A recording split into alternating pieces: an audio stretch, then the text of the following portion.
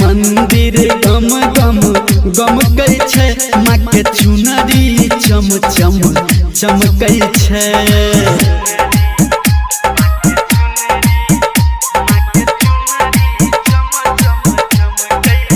माँ के मंदिर गम गम गम कई छै, माँ के चुनरी चम चम चमकई छै। माँ के मंदिर गम गम गम कई छै, माँ के चुनरी चम चम चमकई छै। माँ के मंदिर गम गम गम कई छै, माँ के चुनरी चम चम चमकई छै।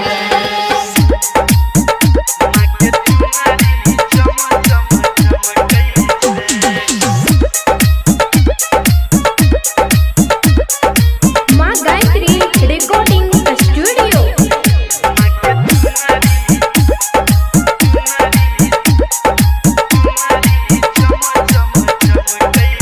केहन लागे छै अनुपम रूप देखू, कोना मैया के कंगना खनकै छै।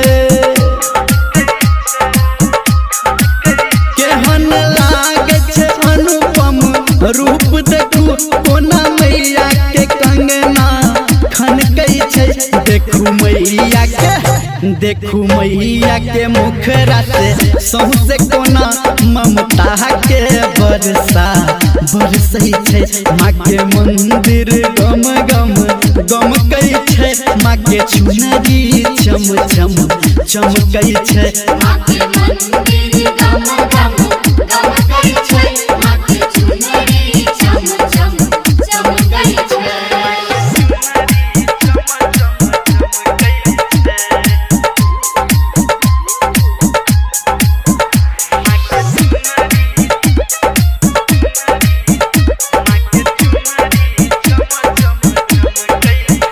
देखू सजल छै मैया के दर कोना, संगमर मर जेना झलकै छै।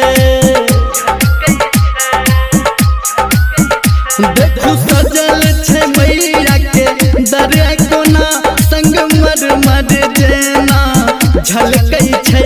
निर्मलिया के नैना किया माँ अहाँ दर्शन खातिर तरसै छै।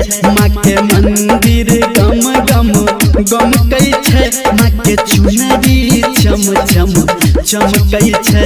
माँ के मंदिर गम गम गम कई छै, माँ के चुनरी